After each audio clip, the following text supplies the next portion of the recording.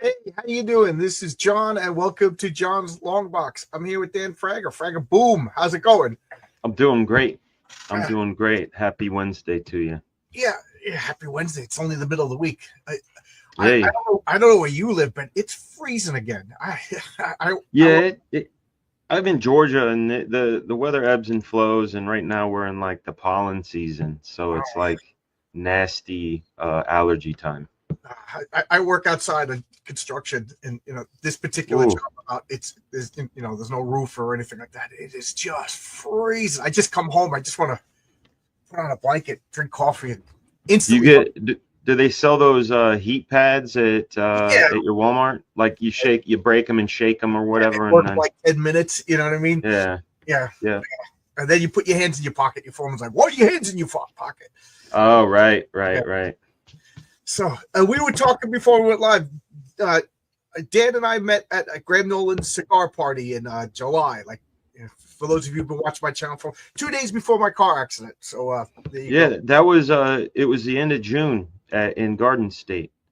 So 2 weeks before 2 weeks. It was. Yeah, I'm thinking it was in July. Yeah, yeah, yeah. I met you. I met your son, and yeah.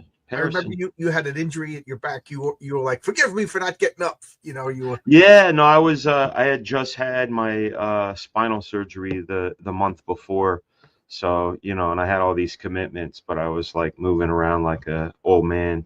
Yeah, yeah. Tell me about it. Yeah. That one thing that happens as we get older is the pains, the injuries. I got an apprentice on my job. He's all like bright eyed, bushy tailed, and he's Yeah, running to help you. He sees me moving something. He's like such a good kid.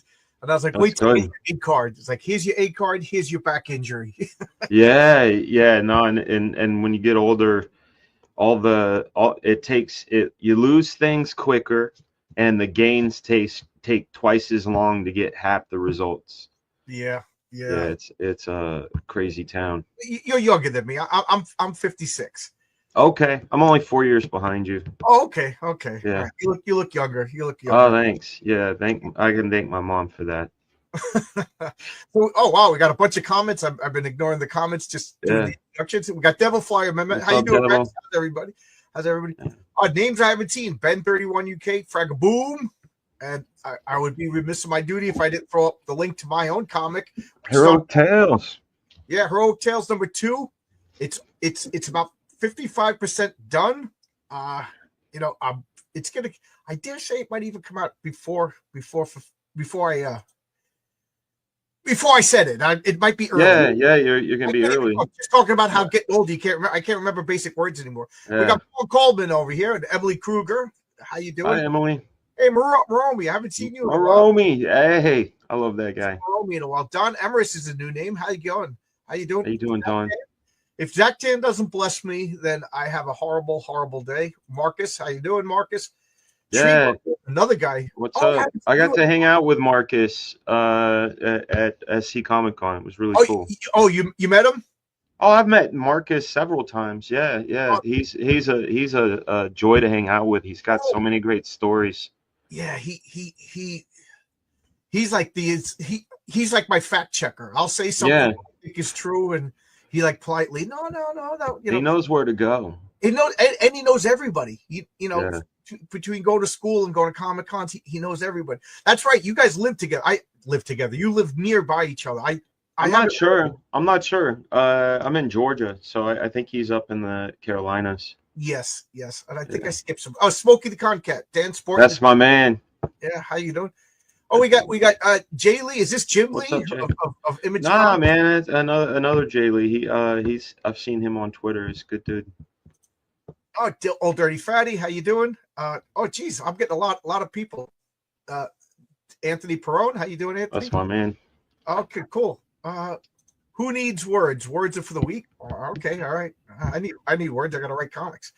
Without them, well, it's still beautiful art. Renzo is phenomenal. Buy the comic for the art, at least. so how you doing?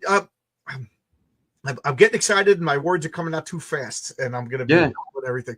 So, what do you do for a living? Let's start at the beginning. Let's start at the basics. Let's pretend that there's people who don't know who you are. I've had a really blessed career. In fact, I'm doing a keynote speech at Middle Georgia University on Friday, Oh, talking about this concept of the iron bar. And you know, it basically, like, an iron bar can be turned into nails, you know, and be worth about $10, or that iron bar can be turned into staples and be worth $100, or that same iron bar can be turned into medical equipment and be worth $100,000, right? But it's all the same iron bar. And so what when I look at what I have done over time as first a comic book artist, a comic book creator, fashion, you know, I worked in clothing design, I worked in printing, I worked in storyboards, I worked as a live action director, an animation director, I've designed album covers, art directed album covers. And so it's but what I realize is, at the core, everything is about storytelling and creating an experience for somebody. And, like, for me, um, it it came down to a feeling. Like, I remember them distinctly. You know, one of which was in 1986, when I got the Dark Knight #2 was the first Dark Knight I purchased. I didn't buy #1. I That cover didn't even catch my eye, but, like, that second cover with Batman grizzled, I stood there, and it's like you just kind of, like, time freezes. You know, you're just like, what? You know, you just, I can't describe the feeling other than that it's one of the most wonderful feelings in the world. And so my whole life I've been trying to find it, not only, like, by seeking things out, like, you know, other art, like McFarlane's art when I was a kid did that for me, like the Hulk poster, and, like, a lot of those other images, Sam Keith, and even, like, Stephen Platt, those covers of Moon Knight. When I saw those, it was like, holy shit! I'd been a pro for like 4 years at that point, and I was like, this guy gives me that, like, that, what, you know, like, again, it's that feeling. And so I've always wanted to recreate it, and it's always through storytelling. That's it, you know. So at the end of the day, I manifest my imagination and tell stories. see, I was going over your career because I'm a comic book guy, obviously. Yeah. I didn't know that you did directing. That's pretty cool too. Oh yeah, yeah. I did second unit stuff. I did a lot of stuff with commercials, a lot of stunts and explosions and things. Anything, like, there was a Kelly Clarkson music video, like, anything that didn't have her in it, you know, her band. So, like, running shots of the car. We did a lot of water with the Phantom camera. And then I directed a few music videos, but then in animation, I directed 24 parts of the animated parts of what was it called? Something RJ Burger. Uh, Hard Times of RJ Burger. That's Yeah, what it was called. yeah. The Hard Times of RJ Burger. So I did those, and that led to some work in animation, where I had directed 26 episodes of the Ricky Gervais Show for HBO. That took me over to a place called Bento Box, where they do Bob's Burgers and such. I worked in their development team for about a year, helping them develop new concepts and ideas, working on pilots. Then I went over to Mattel for about 6 years, where I was they call me the Swiss Army man, because at Mattel it was my job to be a supervising director on their projects, like the Monster High movies and the Ever After High movies and the webisodes and things like that, but also photo shoots or stop motion, YouTube content, those sort of things. So those were that was that. And uh, then I left directing, started focusing more on storyboards, you know, and I moved out here to the East Coast, worked on shows like Legacy, Doom Patrol, Stargirl, a lot of superhero shows out here. When you worked at, like, were you on the sets? Did you meet like the actors and everything, or Before COVID, yeah. After COVID, there was like a little bit of a freeze, and then like I remember, this was so crazy. Leah Thompson, the everybody's crushing the '80s? It was her. yeah, Oh my God. she directed a couple of episodes of Stargirl during COVID, and I had to go to the studio, and we had to do this thing called the double negative, where they swab your nose, they test it, you wait 15 minutes, they swab it again, wait 15 minutes. If you get a double negative, you get a pass to go on the lot. So that's how stuff changed. But yeah, a lot of the time now it's just Zoom meetings and things like that. But for a while there, I couldn't draw. There was about 2.5 years where my tremors got really bad. But tremors from what? Well, that's why I had this spinal surgery. And I had something called canal stenosis, or severe canal stenosis. And what it is some people have it in their lower back, some people have it in their neck. I happen to have it in my neck. It's where your bone has abnormal growth in your vertebrae. And so my vertebrae was closing in on my spinal cord and pushing all the nerves out and causing like these sort of radiating tingles, and then my hands would be real shaky. But we didn't know what it was for a while until X-rays and MRIs and such. But they did a surgery, the one that the one that you and I had met like a month afterwards. It was called an ACDF, which is anterior cervical dissection fusion, where they go in through your neck. Oh God. And they grind out all the extra bone. They also have to take your discs out. So they took the three. The interior is getting smaller. So I might. What do they have? Dissected? Yeah, no. So they had to take the discs out. Oh my God. Then go up in and kind of root out around. And then the root all the stuff on the outside, which was like bone spurs and such. And then once that was all clean, they put cadaver bone in. Oh my God. To replace. So yeah, I've got dead people inside of me. Yeah. Instead of seeing I see dead people, I am dead people. Oh my God. Yeah. And then they tires rotated. You're good for another 100,000 miles. yeah. I'm good. I had them rotated and calibrated and such. But they put titanium in my throat and sewed me up. You're making my neck hurt. I like a couple of maybe 2 weeks after I met you, I passed out while driving and accelerated. How'd that happen? Were you just tired? It was July 17th. It was 106 degrees at the airport while I was working, and I was working on the top of the building. And I don't know how familiar you are, but it's called a Q deck.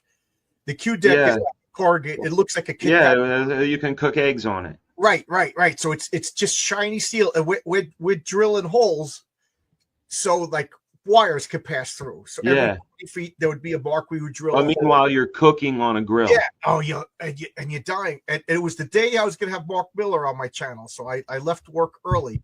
Yeah. Because I was like, because he could only talk at 5 o'clock because of the time difference. I was like, he's Scotland, right? So I dehydrated, and then I'm like, you know what? I'm going to have lunch with my wife. My wife works out, so I didn't eat. And I just passed out while driving. And the funny thing is, I'm in an ambulance. What am I doing? I'm calling Mark Miller to tell him I'm sorry. I was out of my mind. You know what I mean? The people were laughing at me. You know? No. I mean, I'm talking about the emergency people. I was talking crazy. You know, I didn't realize I was taking pictures of myself, putting it on Twitter. I'm like kind of embarrassed, but literally I was like in shock. But the point is, they were monitoring me for surgery, but they didn't tell me how bad it was. So I wasn't in any pain. So my way of thinking, if you're not in pain, it's not bad, right? Right. You know? So I'm going home, and after like 2 days, I'm bored out of my mind. I can't work. So my neighbor's chopping down trees with the hatchet. So I'm like, nah, you need a chainsaw. So I go out in the backyard. I got my neck brace on. I got my chainsaw, cutting down, chopping everything out, you know. And then then the next day I go to the specialist, and my wife is like, my asshole husband, he's this one. And she turned white. She goes, you have no idea how lucky you are. She showed me. It was all shattered. It was just all the tissue holding it around my spine. And she Holy goes, crap. if a piece could break, she goes, best case scenario is you die right away. She goes, worst case scenario, she goes, it's the same exact wound as a Superman, Christopher Reeves. She goes, you'll be perfect. And then all of a sudden, I literally just sat in this chair for like 5 months, just getting fatter and fatter. I just, the idea, dying don't scare me. We're all gonna die. Yeah. But being paralyzed for 20 years before you die, that ain't happening. Yeah. Yeah, I thought about that too, like, because there were risks involved with my surgery, and I was thinking about the, neck down paraplegia, and being like, well, I can always draw with my face, Right. Put pencil in your mouth, right? Yeah, or just learn how to write better through dictation. Stephen Hawking, right? Doesn't he look at the letters and stuff? He did. Yeah, he used to. So Jay Lee wants to know, do you have? See, I can turn here. I can turn here. I'd say it's about 90%. Though every morning when I wake up, I feel sore, and have to do these sort of like stretches and stuff. I was worried too, man, and also the superstition had me worried. My surgery was on my mother's birthday. Oh, God. And the only reason, well, my best friend when I was 13 died on my mom's birthday, and then my stepdad's best friend died 2 years later on my mom's birthday. So we had this May 22nd specter. I was like, because my surgery was originally supposed to be in April, and then Dr. Johnston, something got moved and they had to move me down, and they were like, well, the next available is July. I was like, no, we got to get this done. I can't, I avoid whatever. It's superstitious, but whatever happens. Is it I never heard of the condition before. Is it like a potentially fatal thing, or is it like a paralysis thing? Well, canal stenosis. It's just abnormal bone growth. Osteoporosis is where it's dissolving, and stenosis is where it's growing, and that's where you get bone spurs. I have another condition in my right hand. They say I'm going to get in my left hand. It's called Viking's disease, or Dupuytren's contracture. If you see how there's like a hard sort of lump right there, versus this one, which isn't.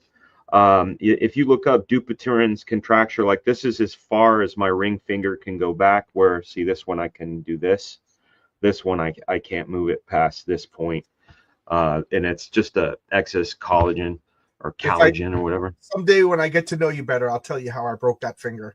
Oof. Yeah. But we're just a bunch of old guys. You want to see my scars? Yeah, I know. Yeah. Yeah, but I came home the other day. My wife greets me. She works from home, so I get undressed to go in the shower, and my whole stomach is purple like grape jelly. What? Like, what's happened? What happened to your stomach? I don't even know.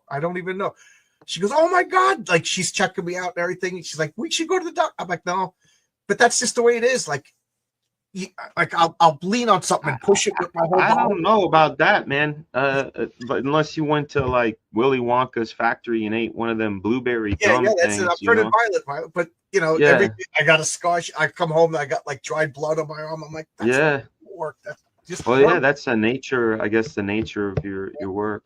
I'm admiring all this stuff you got. Oh yeah, I'm a board game freak too, and.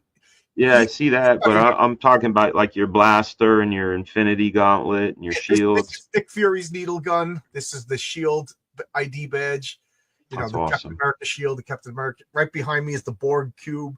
Oh, nice. The Borg, the Wii. The woman. What is this sword? Is the Excalibur from the movie?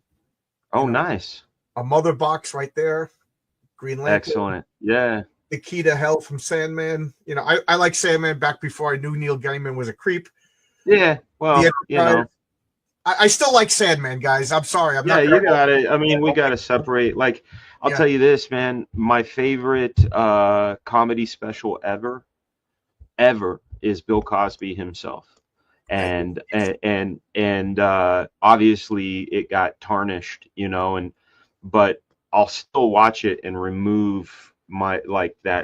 that from it because it's so classic and so good, you know. You know, you got to remove the art from the artist, and I'm big into old Hollywood movies, Oh yeah. and then you hear about some of the horrible things that these like classic American actors. And you're like, but I still like this movie. Like Yeah. you know, like what do I got to do before me and my wife are going to go to the movies? We got to interview like the gaffer and the director and everybody. Right. Yeah, no, you just go There's and going to see be the somebody movie. in every movie that did Yeah. something horrible. You know. Yeah. So, you know, we got everybody saying, yeah, everybody's now telling us their What up, ailments. Prater? Feel sorry, hey Prater. Good to Glad see you him. feel better. Woodrow. Exactly. Shadow Punk gets it. That is great. Give us the chocolate cake. Or Jeffrey. I remember going to the dentist and talking to the dentist. You know, the whole routine about the dentist. Yeah. Hey, Katie, did how you do? Yeah. When am I? You keep telling me I'm going to come on your channel. When are you going to invite me on, Katie? I got a comic to show. Dan's going to need a first alert break. There we go. Me Probably and Dan, that's the fallen I can't get up. Yeah. I mean, they got better technologies now, you know. For permanent hard that. spot. Oh wow! Sorry. Oh, damn, Maromi. Yep. If you're at Heroes, you got to show that to me. If you go to Heroes, dude, I want to see it. You got a comic library in your house? Some person is saying. Oh, no, show him my comic library. Yeah, no. Okay. I've got comics in long boxes in my garage, but and I've got a spinner rack and like a bunch of stuff in my storage closet. But my biggest collection is my digital collection. I try to, you know. Oh my goodness, that's beautiful. Right behind me is Yancey Street, man. How cool. Yeah, it was funny because you know when I bought this house, this whole thing was just like a dungeon. You know, it's a tiny house, but this basement is the footprint of this whole house. But it was never used. It was never. So I sectioned it off, and I just remember like measuring, and 1, 2, 3, 4, 5, 6 long boxes total. Yeah, six high, and then that's great with a little bit of margin too at the top. Yeah, and how's is it climate controlled? Yeah, I got 2 dehumidifiers, I got fire extinguishers, I got water detectors. You know, I'm a construction guy, so yeah. You would totally know what to do. I hired an engineer to make sure that there was no water in the basement. So really, the only thing that scares me is a fire. Right. Oh, okay. You know what I mean? I'm not joking. Every once in a while, I'll wake up in the middle of the night smelling smoke. Remember when the Canadian fires and the whole West Coast, the whole East Coast smelled like fire? I kept waking up in the middle of the night. When was that? Canada was burning down. All the woods in Canada were on fire. When was that? I near Quebec, but all of New York just smelled like. No, I'm saying when was that? Oh, when was that? That was about a year ago. About a year ago. Like I don't remember. I remember New York getting a bunch. You know. Yeah, but oh my god, I was waking up in the middle of the night, and then like I got the Ring, which is like the worst thing in the world. You know, the Ring is good, but the alerts. You mean the doorknob thing? Yeah, is that? Yeah, we got one too. And like I just. It's annoying. Like we have them all over the house, and like the one that like it does this whistling, or the one at the front door. You are being recorded. Yeah. You know? Oh yeah, my friend has that. I had to go drop off keys at his house. Yeah. You're being recorded. I almost shit my pants. Yeah. What was I was gonna say something. I forget. Well, I'll tell you the other thing you might want to do, just in case, because you do have a little bit of a margin there, is elevate them. You know, I had a flood when I had only been here for like, it was April of 22, so we'd been here for 3 months, and we were under about 2 inches of water down here, and like so much stuff got ruined. Oh yeah. It's funny because my wife and I both have a fear of floods. Yeah, I lived in Flushing, which is the high point of Queens, and it never had a flood, and that's probably smart. then during COVID, there's a town called Massapequa that was just underwater, and they were selling houses for like 40 grand, but then to insure them, you'd have to spend like 80 grand to elevate them. So I'm like, it's Right. $110,000 for these beautiful houses, like huge houses. Like I could rent out, like I could make 2 apartments in it. But my wife was like, yeah, but you buy the water. You buy the water. Yeah, exactly. And she talked me out of it, but she ain't wrong. Now where I live is the highest point in Suffolk. Like we just nowhere near floods. Like it's funny because kids don't trick or treat because you have to like go up hills. Kids are lazy these days. I'm just showing off my Excalibur sword because enlightening. You know. That's beautiful. Yeah, I think I don't have any swords. I think if I did, it would probably be like the stuff from like Kill Bill, like the Hanzo, Hattori, like, you know, stuff that's lightweight and razor fast, you know. Yes. Well, here you go. Yeah, there you go. Freaking razor sharp. Now I know it's not like a real samurai sword, but I could probably get like 2 people before it breaks. Yeah. Well, still, that's pretty cool. I got my Aragorn sword over there. Not to mention my legally obtained firearms that took me 3 years to get a freaking pistol. They took you 3 years to get? Yeah. Or they kept blaming COVID. Oh, COVID makes it back. Oh, wow. Man, I used to have, back when in California, I had firearms, and I was married for about 9 years. And my ex-wife, her father, my ex-father-in-law had this ranch, so I took all my guns to his place. And then I got a divorce, and trying to get my guns back, it wouldn't happen, and it didn't happen. I've been divorced now for 15 plus years. But Georgia, man, acquiring a firearm in Georgia is quite easy. I lived in New Mexico. You just walked in with the driver's license and you walked out. Yeah. My stepdad sent me some stuff from California. He sent it to the gun dealer, through something called a FAA or FFA or something like that. And you go there and driver's license. They do a background check and they're like, okay, there you go. I'm like, wow, that was crazy easy. I just want to say, Ellie, the final metamorphosis has to bring up Buttafuoco. And anytime anybody brings up Joey Buttafuoco, I have to say that Complete Auto Body, the place that he owned, was in Baldwin, where I grew up. It was like literally on my way to school. That's the most terrible last name I've ever heard. I know. And it's funny because that guy fixed my father's car and everything. And my connection with Buttafuoco is my brother-in-law, my ex-brother-in-law. He got arrested for drunk driving, and he was a skinny twig, and he was in jail just lifting weights. And he couldn't lift, and then the bars across his throat, and he's choking to death. His face is all red, and he just says these big hairy arms just come over and pick it up. It's like, watch it, what you do. It was Joey Buttafuoco. So no freaking way. Brother-in-law's life. That's awesome. Fixing cars, saving lives. He's a hero. So my father had to tell Buttafuoco's dad that story. He goes, quite frankly, Mr. Bua, that's the best story I heard about my son ever. That's awesome. Yeah. I've been on channel. I don't think Katie's going to be hostile to me. I think Katie's cool to me, but I've been on people that are hostile to me. I'm not. I act like a dumb guy, but I'm not that dumb. Michigan is making it harder every day. Yeah, I know. Idaho, walk in, pass the ground. I don't even think you should pass a background check. I'm one of these absolutists. You know what I mean? Like, really? You get the country was founded on guns. I get that. You know what? I think everybody should carry a samurai sword. There you go. And the reason why is because, one, it takes skill, right? Because a gun, you could be a 8-year-old, as long as you got a good aim and can take that recoil, you can kill somebody. But samurai sword, I think people would be a whole lot more polite. Absolutely. I definitely believe in armed society. I told the story 3 times already, but Friday I'm on the subway. I haven't been on the subway in New York City. Have you? I assume you've been to New York City. I've been to New York, I think maybe 7-8 times. Yeah. Have you been on the subways? Yeah, been on the subways. I've been on the subways in the early 90s in the late 90s and the 2000s. So it was a whole lot better than the 90s, I'll tell you that much.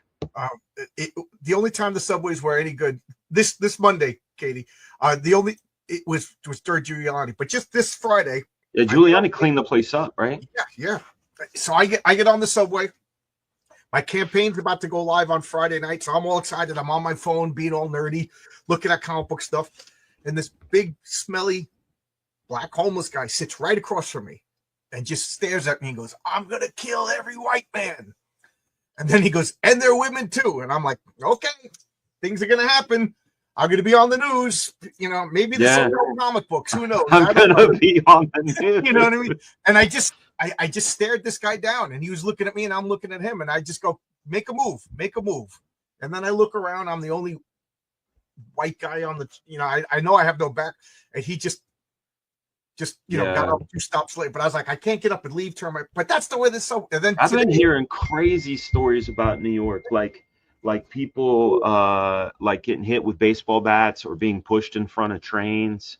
Yeah. A woman was set on fire. I mean, and they got a big sign in every subway car: "Don't sleep on the subway. It invites. Theft. It doesn't cause theft. Thieves cause theft. Remember, but it invites theft.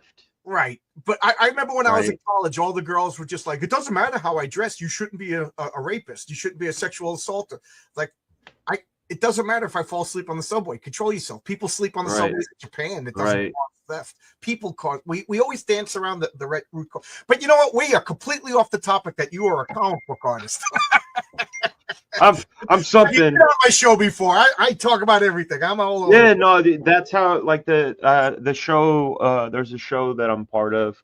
I'm taking a hiatus from called Professionals, and we always have like a topic, but we always stray off the topic because it's line of thought, That's why I call this a conversation, and I don't know if you're familiar with Don Simpson, but he was just like he wanted an itinerary of what we were going to. I know Don Pittsburgh staple, Megaton man.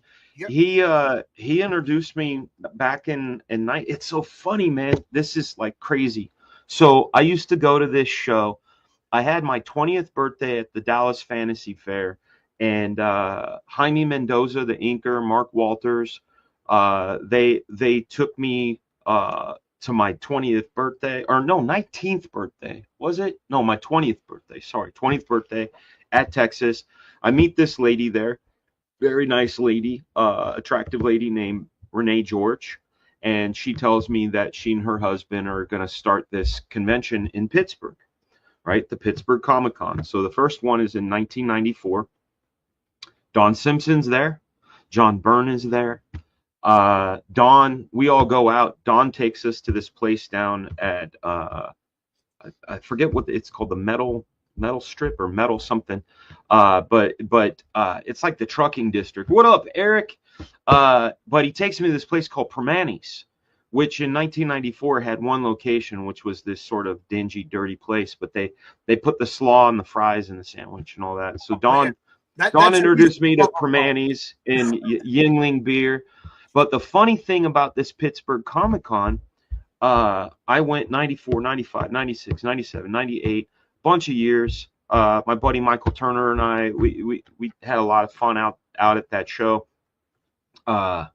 2007 is the last year that I go to the show. And then I see something on like Dateline or something.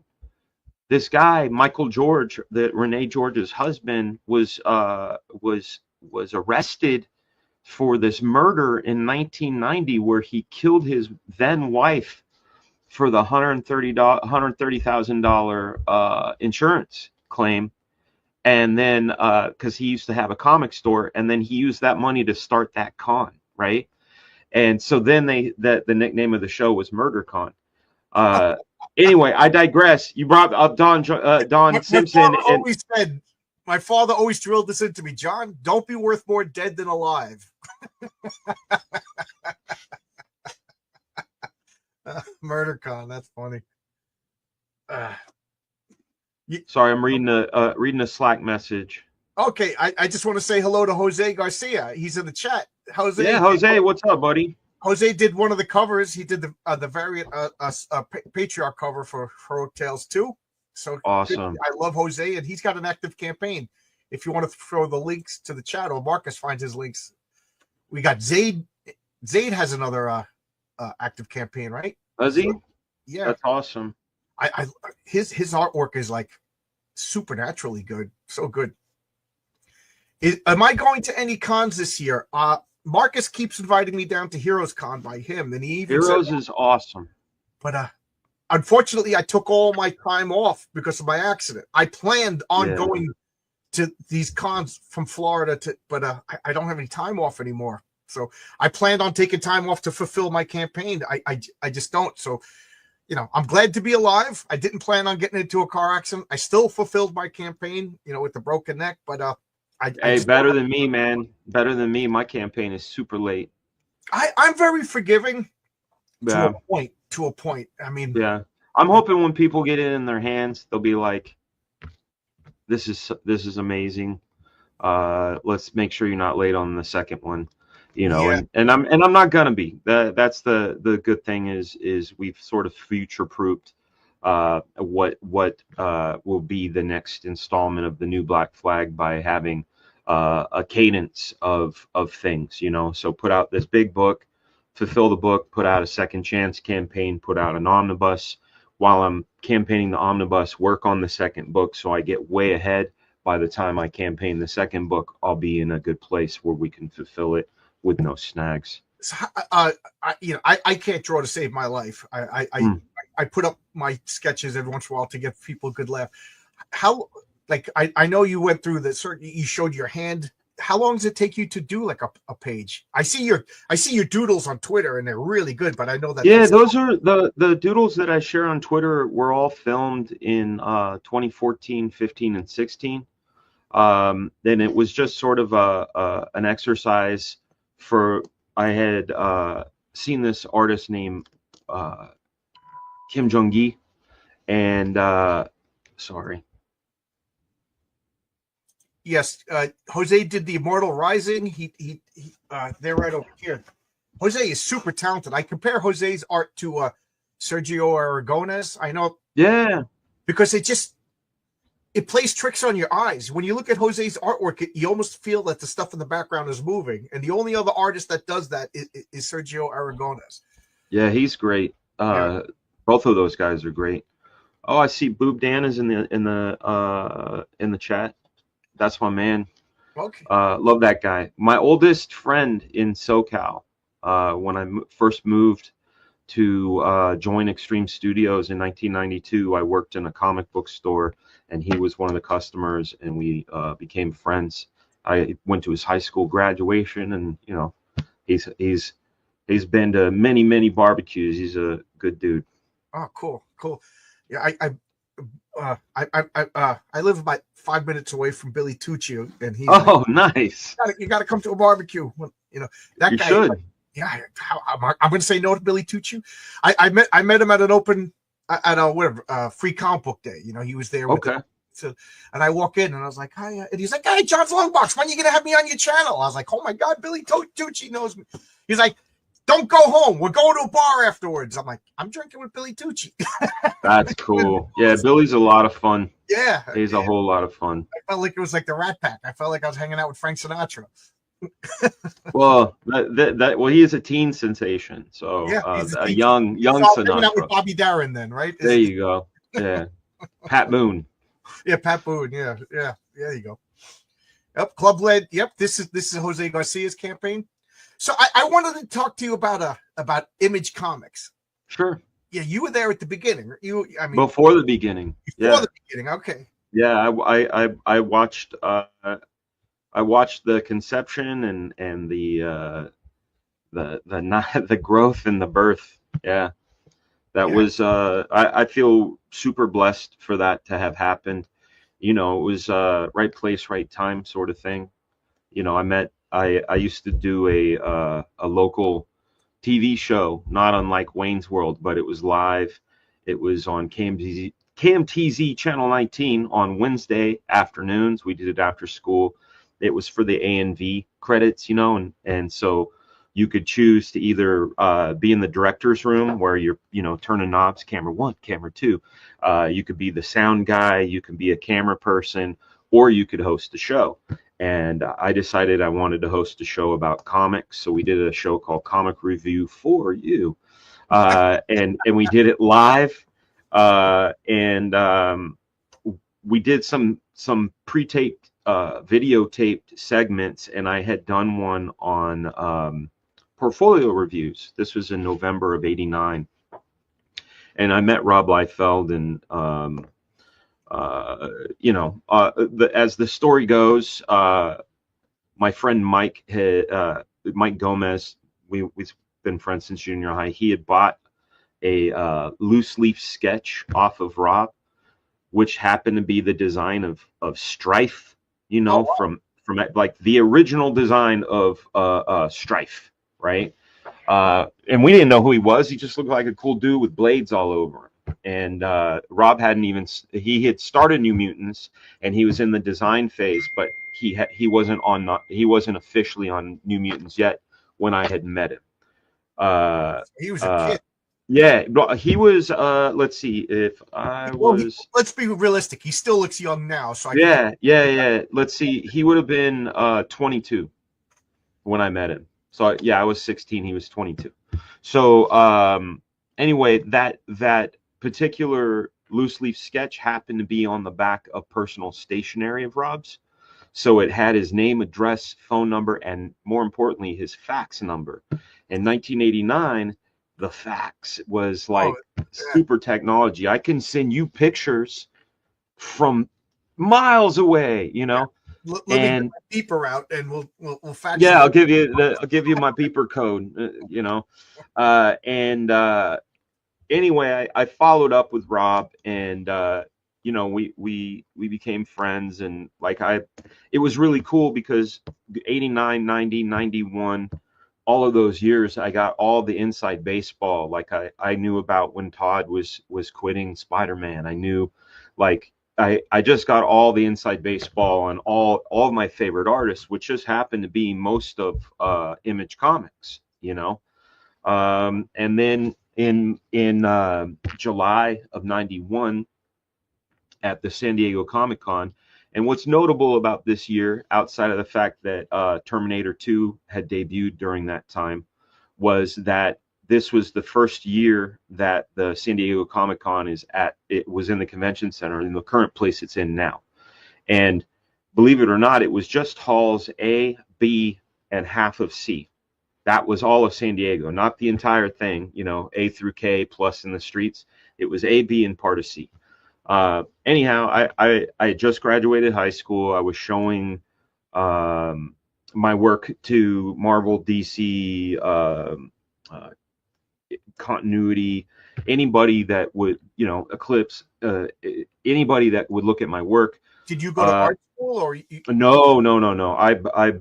Everything I knew was completely self-taught, from like how to draw comics the Marvel way, and like George Bridgman and stuff like that, and looking at a lot of comic books, at a lot. Who are your big influences at this point?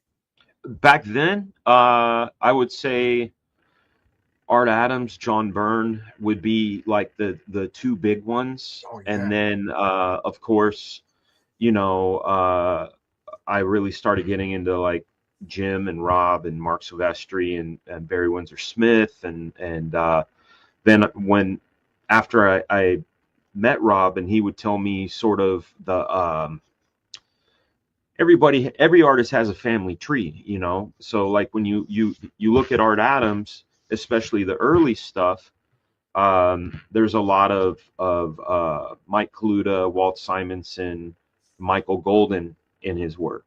And I had known Mike Kaluta because I met him when I was 14 at the very first show I ever went to, but I was introduced to him.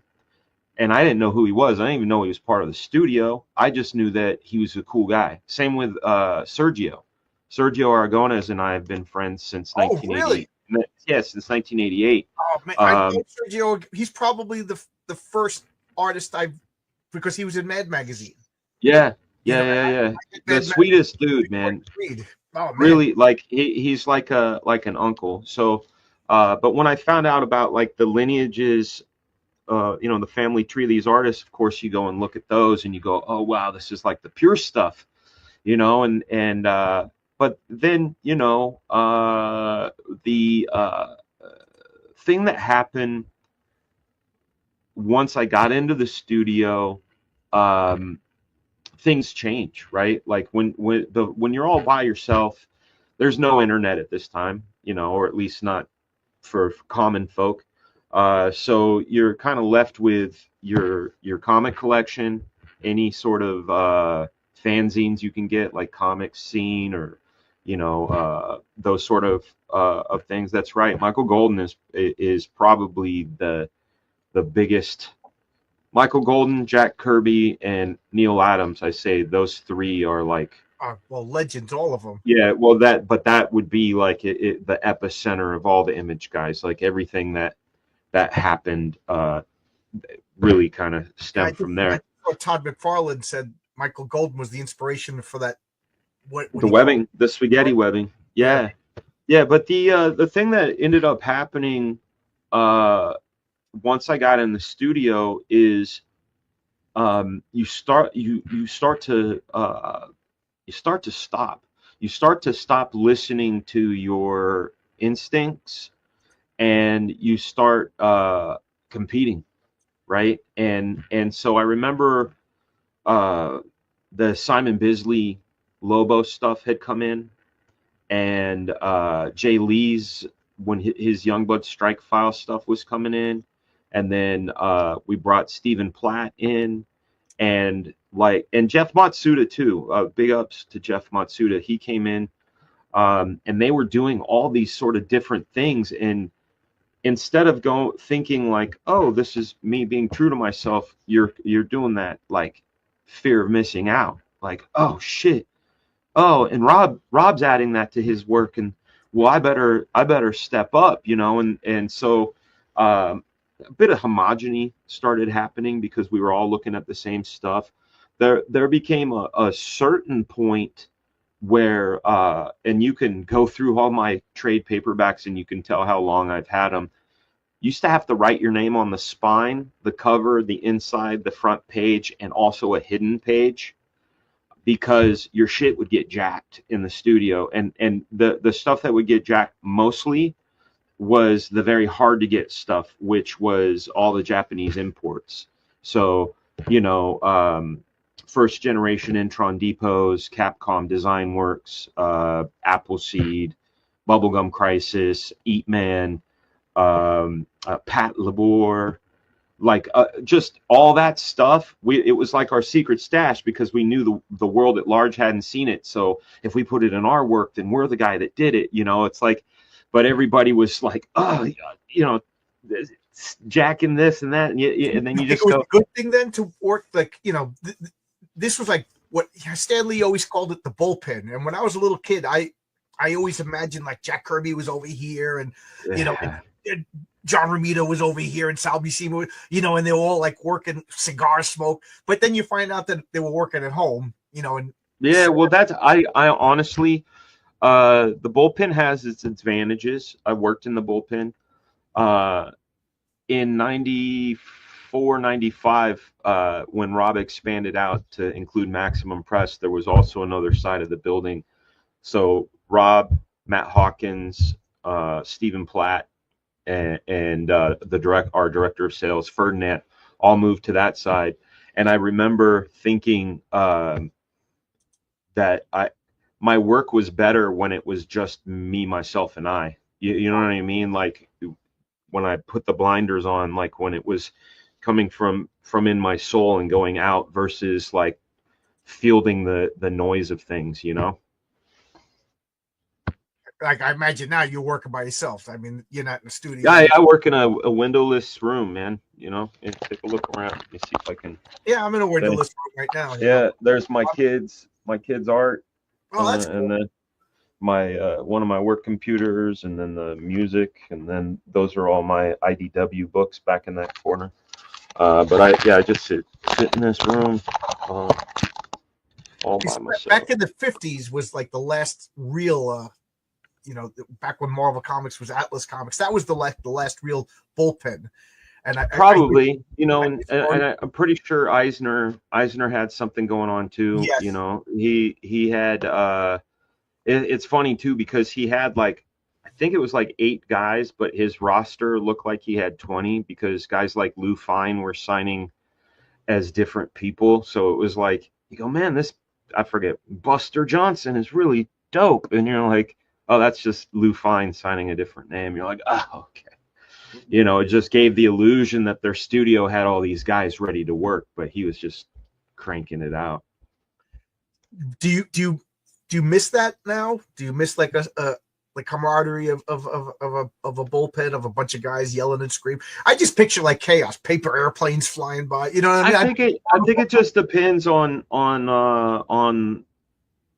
the your role in that situation, because at Mattel it was also a very bullpen-like situation, a lot of cubicles and such.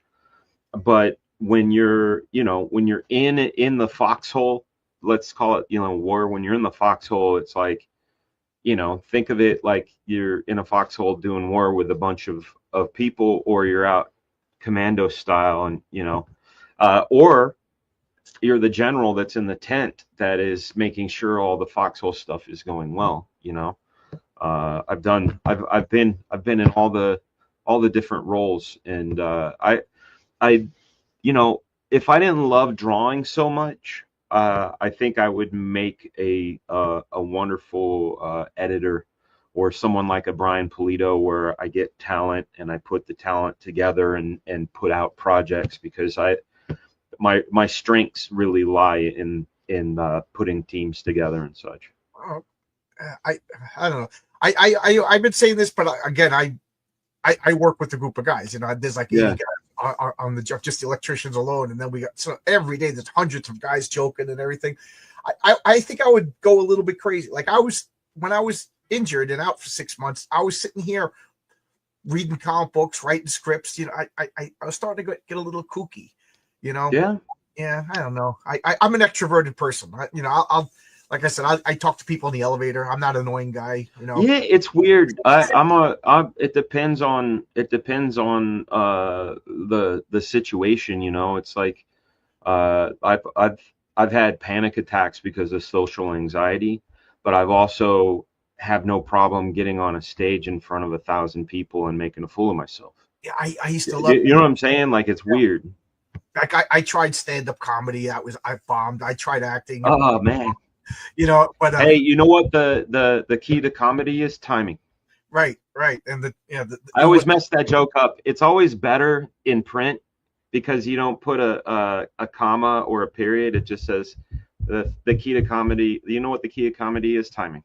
It's not even a question answer. It's funny because I remember telling a joke in college and everybody laughed, and then my buddy's girlfriend with a different group of people told the same joke and nobody laughed. Yeah. And I was so I just to be a jerk, I told the same joke, and I got a big round of applause. And she turns to her boyfriend, "How come everybody laughed when John said the joke?" And he just said in such stead, because John's funny and you're not. And shit!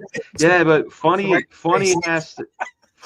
context. Funny is setup. Funny is pauses.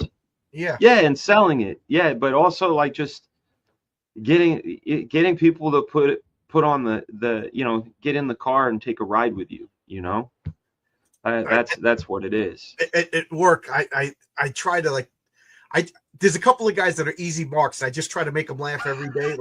There's a grouchy old guy, and I just go out of my way to make them laugh, but I do it with the worst possible joke that I could think of. Yeah.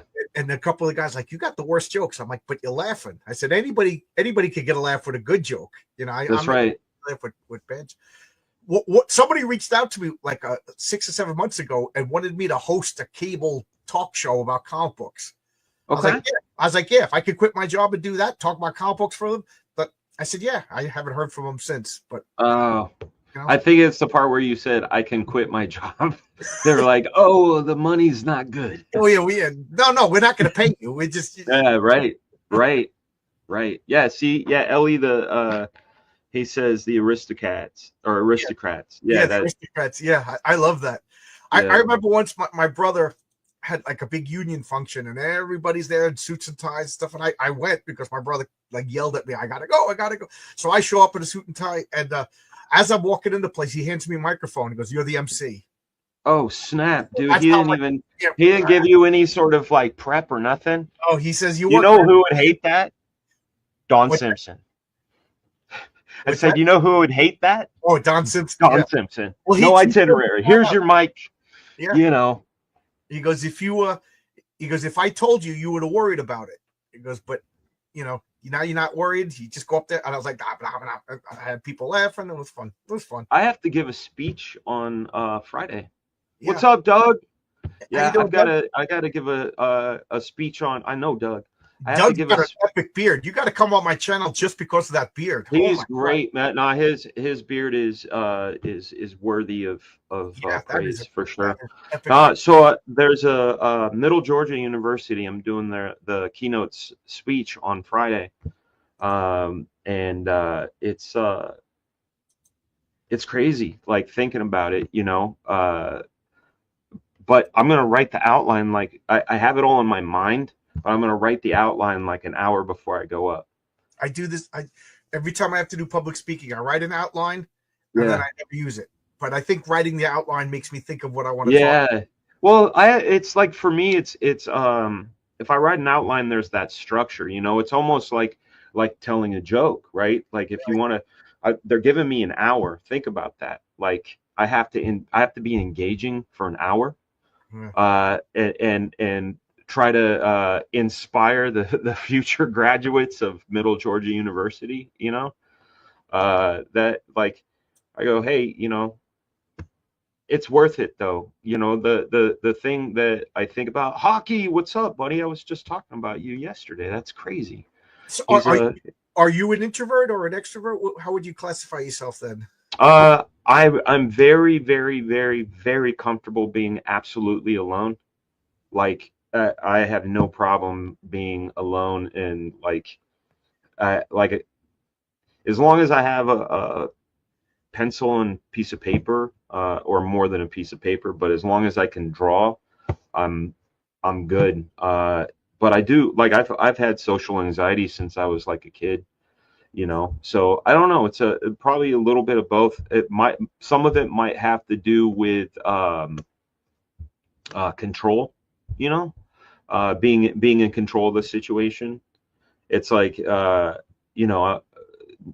not knowing what's going to happen gives me anxiety, or if something's really loud and I can't, like yesterday, my son had to go to this thing called Quiz Bowl, and there were probably 500 people there, and it was tough. You want to like put on noise cancellation and like just like not be there. But then again, like I said, if it's like a convention or I have to give a talk to 500 people, then I don't have that anxiety. I don't know. I don't. It probably boils down to control. That's it. Yeah, I like talking to people, but it's funny because like at work, we check out at 2:15, so it's like 2:16. I'm done talking to y'all. That's my time to daydream. Like yes. I actually like resent if one of my coworkers is following me on the subway. I'm like, no, I got to chit chat. This is my day.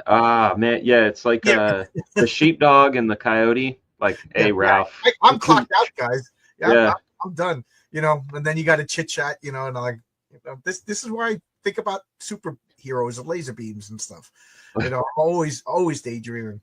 What kind of stuff was inspiring to you? Like when you were coming up, you said you're 56. So what year did you start? Like I would say I got bit by the bug, like really bit in 84. Like I dabbled, but 84 was the year for me.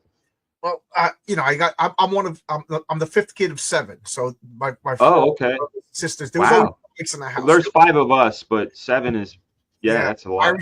Irish mom, Italian dad, both Catholic. There's every sperm is sacred. Yeah, exactly. Every and there was always comics, always Mad Magazine in the house. You know what I mean? Oh yeah. And I give people the year of 1975. But 75. yeah, that's when I started getting obsessed with comics. Like, So you were like 6? Yes, I 6 was or born in 7? '68, so yeah, about 8, 6. Okay. Yeah. So 8. Okay. Yeah. Yeah. I was. My mom would give me $1 every day for lunch money, and Yeah.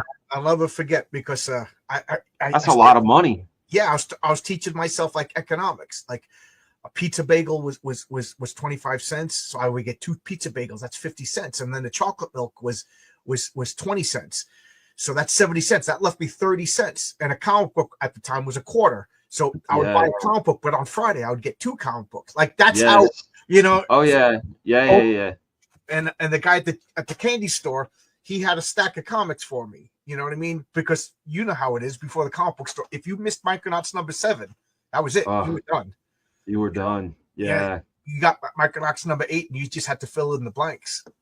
Yeah, I had just posted a book the other day on Twitter. It was the Marvel's handbook to the Marvel Universe, the official handbook or whatever. Marvel Universe, the official handbook. It was 85, right? So like I had picked up comics at this place called Quick Stop, and yeah, very much like you said, if you miss something, you're screwed. And you didn't know when it was coming out. You were like, "What do you mean Avengers Annual came out?" Like, right? Yeah, you didn't know, but I had no idea that a comic book store was even a concept, right? And I remember I was going through the Hulk to Gardner, issue 5, and I'm reading, and it said like first appearance Iron Man, whatever, and I'm like going on the spinner rack, and I'm like, oh man, this Iron Man's way ahead of where they said. So when you're a kid, you think, hey, I could go, and they got it in the back because they got everything in the back. Like when you're a kid, that's where everything is. Yeah, in the back. Hey, you got any more of that's whatever in the back? And he explained to me like the periodical system and how they would drop things off and pick things up, and and once they were gone, and I was really bummed out. And I just remember some guy saying, if you want back issues, you need to go to the comic book store. 2 words, back issues, huh? Comic book store. Are you fucking with me, man? Yeah, did you just say what I thought you said? Yeah. And he told me where it was. Turns out, what up, Brian? He's a good dude. I love Brian, man. Yeah, and his book, Six Gun Gorilla, is awesome. It's all. I got it right there in my my room, my reading room over here. Yeah, and the comic book store was two doors away from the arcade I used to play at. I had no idea it was there because you get Pac-Man fever, or like in my case it was Galaga. You can't, you got blinders, you're just like, I'm going to play Galaga, not Land of Neva was. What the fuck is that? Like that was what it was called. Like, who knows what that is? Plus, if it's like a typical old comic book store, it didn't say comics anywhere in the window. You didn't know. It was just called Land of Neva was. Yeah. That's what it was called. But when I went in, man, I remember, yeah, exactly. It was just like that. You just go and you're like, they weren't on spinners. They were all on these like long racks. Yeah, that's when I learned that they make specialty boxes. Yeah. And bags and balls. Yeah. And I'm looking at the wall. It opened up, and I saw it coming soon, and I was like, it was called Incredible Pulp and Baldwin, and I borrowed Tommy Allen's bicycle to ride there. Yes. And then I stayed in there for hours, and when I came out, Tommy Allen's bicycle was gone, and I had to walk home. So I remember Tommy's like, my bicycle got stolen. I'm like, oh, that sucks. Oh shit! So you borrowed it and it got stolen. Yeah, so technically, that guy stole his bike. Tommy, I'm sorry. Yeah, and I just remember also looking up on the wall. They had back issues that were expensive. I thought again, I didn't know anything, and I remember my eye went right like a tractor beam to Amazing Spider-Man 121. It's a yellow cover. It says somebody's gonna die, and it was $27, you know, and I'm thinking, holy shit, $27, that's a lot of money, you know, and I'm asking James and Rod were the guys that worked there. I'm like, yo, who dies in that? And he's like, I'm not telling you. You don't know that story. I was like, no, who dies in that? He's like, you're gonna have to buy it. And I was like, I don't have $27. He's like, we have something called layaway. Mike's spinner. Yeah. It's right here. There it is. Yep. There's my spinner rack. Oh, both got spinner racks. I see old Avengers. Is that Avengers Annual 10? Yeah, that's a facsimile. I've got a real one in there too. There's tons of stuff in there. I got old Daredevils and like Steranko and yeah. But I ended up doing layaway. You know, I learned about layaway and I started mowing lawns, and I talked about this on my stream the other day, but I started mowing lawns to kind of like you were collecting the money from your lunch money. I never got lunch money, but I did get like $5 a month from the people whose lawns I mowed. And there were a couple of people, and I got that. Spidey broke my heart, of course, Forbidden Planet was amazing. Same with Jim Hanley's Universe. That's another place that was great. Yeah. I worked nearby them. It was so much fun. Yeah. I remember my comic book store. I told this story a few times. I walked in and he had a glass booth, and Amazing Fantasy 15, $60. Yeah. Uncanny X-Men, $60. Fantastic Four #1, $60. And I'm like looking at this, like even to a 10-year-old, that was expensive, but it wasn't beyond the realm of possibility. Yeah. And I just remember looking at him going, who would ever spend $60 on a comic book? And I'm so mad because I think I had a bank account with like $360. I could have went right to the bank and got, a fortune in comics. I had in 1988, no, it was 89. It was the WonderCon. I was holding in my hands, which was like a very fine copy, very fine, like it was really great shape. There was no slabbing back then, but it was in VF, and it was $3,500. And I was thinking, man, I need a car, but I really want this book. Which book was it? Amazing Fantasy 15. Oh my God, you should have bought it. I know, but when you're 15, it's either a car or a comic, and it's like, because let's face it, you're 15, you get a car. It's like, I'm not going to get laid with a comic book, but I'm going to. It depends. Depends on the crowd you hang out with, Back then, man, in the 80s, it ain't like today. The girls did. I hid. Oh yeah, I hid. You had to hide the fact that the other thing that was like, again, just one of those amazing I don't know, blessings, like I can say all the great things that have happened in my life weren't of my own plans. I remember I was skateboarding one day.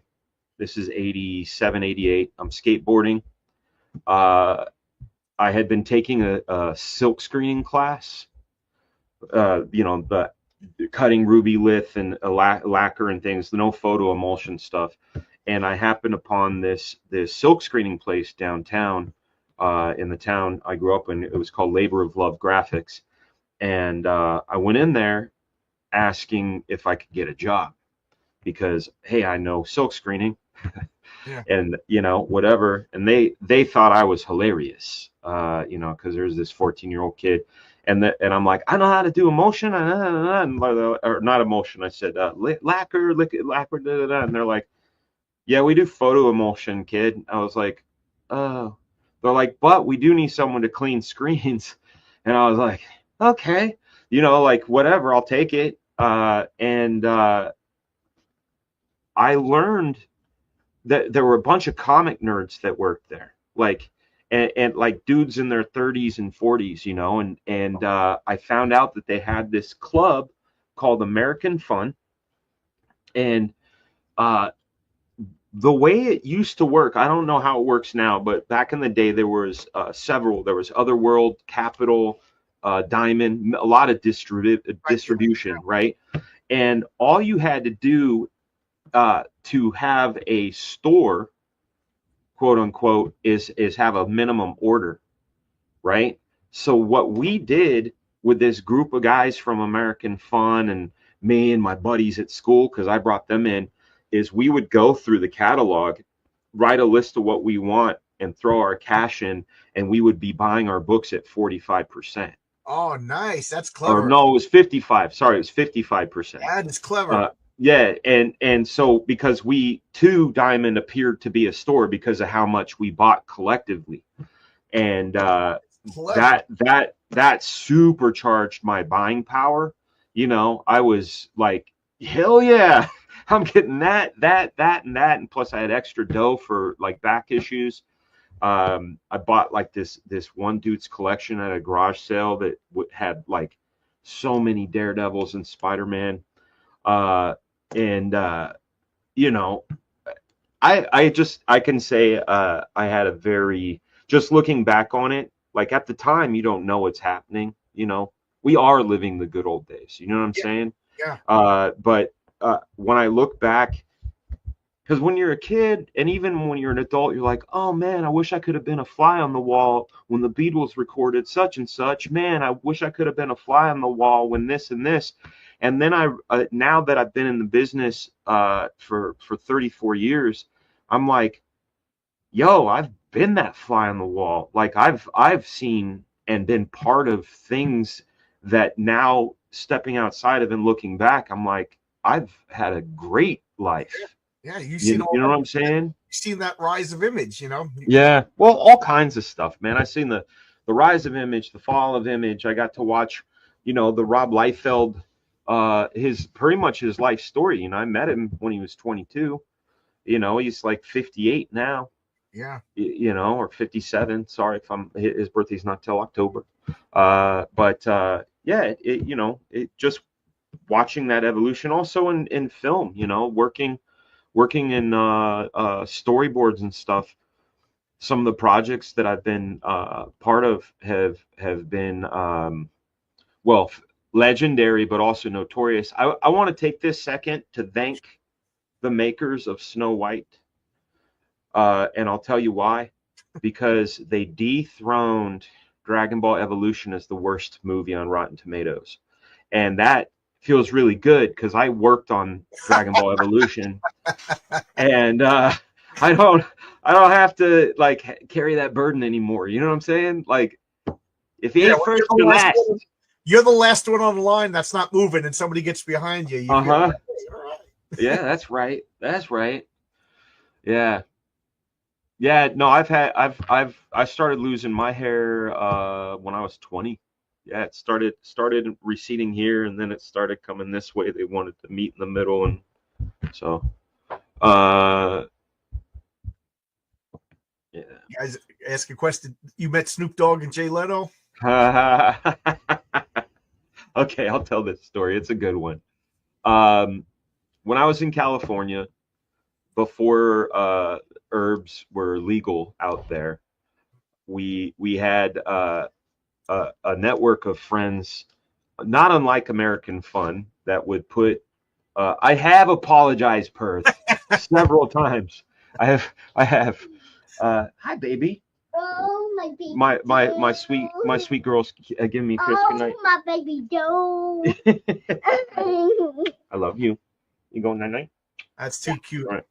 Chicken jockey. Okay, I love you, sweetheart. So we used to have like a bunch of us put together and buy cannabis in large volumes, and I would drive. Let me guess. You got a group together and you got a discount, just like the comic books. Exactly right. That's where I learned the skill. Yeah, because you know, buying an ounce costs this much, but buying a pound is totally different. We'd all get stoned and read comics. Yeah. So you know, and so it was my job to go up to you know, up in way Northern California, Humboldt, where the good stuff was, and go pick it up and then come back. Well, one of my friends his name is Ray Brady. He's an incredible guitarist, musician, producer. He was the music director and guitarist for Ashlee Simpson, the girl from the Saturday Night Live fiasco. Well, they were playing Leno that day that I was driving back, and I got a call from him and Matt Yackey saying, "Dude, you got to come down to NBC. We're gonna be on Leno and yada yada." And I was like, "Oh, okay, it's on my way home," So I get to NBC. Ray's got this wild look in his eyes, and he's like, "Dude, guess who the other guest is?" And I was like, "Who?" He's like, "It's Snoop Dogg." I was like, "Oh, no way." He's like, "You want to go see him?" I said, "Yeah, let's go." So we go to Snoop's dressing room, his green room, and he's in there. And at this time, I forget. I'm not even sure what I was doing at the time, because I introduced myself as the artist of Wolverine because it was something he would know. I was like, "Oh yeah, I draw comics for Marvel, blah blah blah," and I'm like, and I could see his guy rolling, and this was around the time when Snoop stopped smoking, right? Like allegedly, he publicly said, "I ain't smoking no more," whatever, I remember that 10 minutes. Yeah, exactly. But it never happened, right? So his guy's rolling, and I go, "Oh man, Snoop, I thought you weren't smoking." I said, if I knew you were here and smoking, I wouldn't have left the hash in the car, because I got some hash too. And he says, "Well, that ain't gonna do no good in your car now, will it?" And I was like, "I am totally picking up what you're putting down." And I was like, "I'll be right back." And I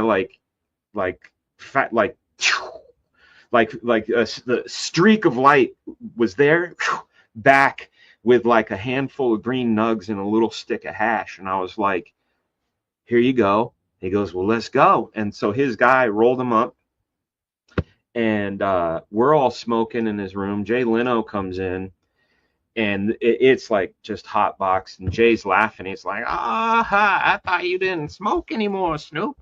And he's like, "Come on, Jay." So the show's about to start. We're on the side stage, and we're blasting. And Jay does his monologue, and then he says, "Ladies and gentlemen, Snoop Doggy Dogg." And Snoop comes out all swarthy and swaggery, and he sits down and he goes, "So Snoop, I've heard you quit smoking weed." and Snoop goes, "Shit." Just like that. And Jay was like, "What?" He goes, "Can we start over, man?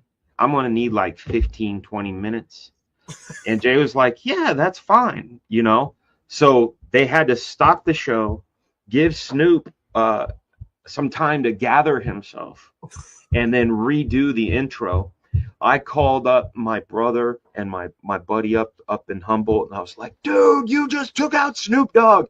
You gotta watch Tonight Show tonight." And if you guys want to see that episode, even though the redo is the only thing that ever made it, you can still see how faded Snoop is. So just look up Snoop Dogg, Ashlee Simpson, Jay Leno, and that was the night. But yeah, we actually took Snoop Dogg out with that Northern Cali kick-ass stuff, He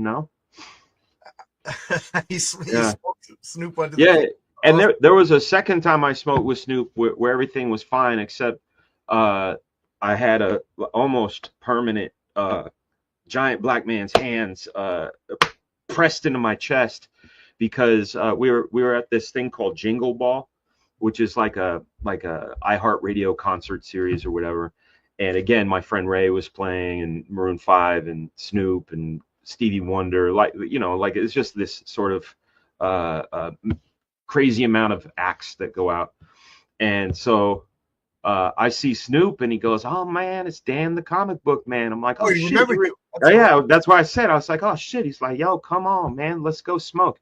So I'm like following him, and I'm like the last one. I'm like, kind of like, "Yay, I'm gonna go smoke with Snoop again." Yeah. And like they all go in, and I'm like, ha ha ha, this just giant Where you hand. going?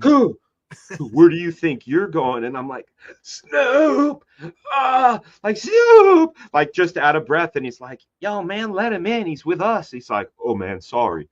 But I mean, that guy was just like, you know, Dragon Ball, or you know, the or what was that, the palm in Kung Fu Hustle, Yeah. you know, the that killed the toad. That's what it felt like to my chest. He had good bodyguards. Yeah. Took the wind out of me, and then we refilled my lungs with some smoke, and the rest was a good time. Yeah. I that's funny. That's funny. Yeah. I have to do another show at 8:30 over at RJ for the Fourth Age. We do comic book. Hey man, it's cool. I've had a really good time. You're a lot of fun, man. I just talk with people about anything. So Yeah. anything you didn't get a chance to say, anything you want to push, anything you want to say before? Let's see. You want to come back? I would love to come back, but this is what I'd like to say. Sure. To anybody who wants to be a comic creator, you can do it. You absolutely can do it. There's nothing to stop you from doing it. You have more resources now than any of us ever had. You know, we had How to Draw Comics the Marvel Way, George Bridgman's Complete Guide to Drawing the Human Figure and Comics. You guys have YouTube. You have guys teaching you how to draw. There's draw streams you can watch. And also there's the people like myself. I answer emails. I answer, you know, messages as long as they're, you know, constructive and have stuff. And eventually I'll do some portfolio reviews. But the point is that that could be it. Logic's Finest is asking 5 characters and 5 favorite artists.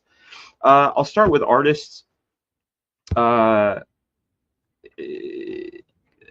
Otomo, Mobius, Arthur Adams, Jack Kirby, Michael Golden. And if I had to take one off, I would take off Art Adams, and I'd put Frank Frazetta. But we're talking artist, comic artist, right? And then characters, I'd have to rank them, I guess. Number 1 is Spider-Man. Number 2 is Doctor Strange. Oh, okay. Number 3 is Daredevil. Number 4 would be Batman. And then number 5, if I'm allowed to pick, it says characters. I'm sticking to comics because there's other characters I like, of course. I could name all of my own, but I would say Green Goblin, like the OG Green Goblin, like so Ditko. You're a Ditko fan then, huh? Oh God, he is that's the mate. Like if you're a Spidey fan, that is the uncut smack, baby. That's like the good stuff. Everybody loves Ditko, but I think people don't talk about his design as much as they should. Dude, my 2 first favorite characters are Ditko characters, you know, and I don't think that is a weird. Hell yeah, I could talk about Spider-Man all day. I could talk about how they ruined him. I can talk about how they can fix him. Yeah, Spidey is the guy, especially the DNA of those first 38 issues. That was really the blueprint of good, solid. I mean, every comic I did as a kid, I did anybody that finds these, good on you. Back in 1989 was my first professional work. I wrote and drew a daily strip in my local newspaper called The Adventurer, and very, very much based on the origin of Spidey. You know, the whole guilt thing. You know, while I was out doing this happened, and it's my fault. And the origin of Spider-Man is literature, if you ask me. It is, and just that. Yeah, current Marvel Logic's finds. Current Marvel doesn't understand, and I will extend that current Marvel doesn't understand the nature of a hero. Well, also they've gone too far, and almost to the point where it's, for lack of a better phrase, cancerous, where it's like it's so integrated and tightly woven that to untangle it would be really difficult. And then these full restarts, nobody wants those. Like, I've been saying? pitching my story to Fix Marvel for years, and if you have 20 minutes, I'll tell you someday. But are you gonna go to the New Jersey show? I would. What is it? It's next week, right? No. It's the weekend after Heroes. It's like the last weekend of. It's the same one I met you at. It's the last weekend in June. Yeah, I would like to go again, and if Graham Nolan has another, He will. That's the thing. I know Graham will be there. Andy's going to be there. I know Billy's going to be there. I got to get somebody to drive with. Since my accident, I'm scared to drive. Yeah. Last time I went with, I don't know if you know Jesse Blaze Snyder. Turns out he lives right by me. Me and him drove together.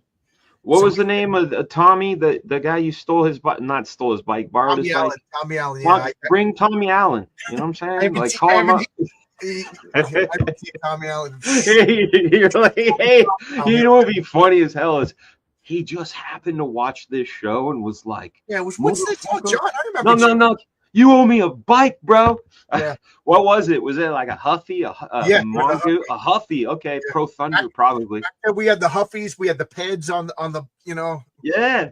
Yeah. Mine got. I was a BMX kid. My garage, so I borrowed his. You know. And it's funny because Larry, the guy who owned that comic store, he was just like, yeah, bicycles got stolen every day. Kids would come and just leave their bicycles and then look at comics, and then they would come out. Well, what if dude knew this? Guy can't put a bike rack. Well, you can't because there's a sidewalk. You know what I mean? Like, so you could just roll them up, and then somebody walks by. Skateboard. The city wouldn't let them put a. You know. Yeah. When you live in these suburban towns, so many rules. You know. Yeah. Have a great stream wherever you're going. Yeah, I'm going. So if we got a bunch of people in 3 minutes, I'm going to be live over on RJ from the Fourth World. So if you go to YouTube, the Fourth World. It's basically going to be me and RJ talking about my comic. So, awesome. Yeah. Awesome. Dan, come back. I asked you a little bit about Image. We really didn't talk. I got so much to still talk to you. We could do a part 2, whatever you want, man. We'll figure it out. Yeah. Really good hanging with you. Yeah, and I'm glad to see that surgery we took, man. That was scary when you were telling me all that. Yeah. This one still has a little wobble, but we're good. Okay. So cool. We're good. See you, everybody. All right, bye-bye. I'll be 2 minutes over at RJ in the Fourth Age. I'll talk your brains out some more. Bye-bye, everybody. See you, folks.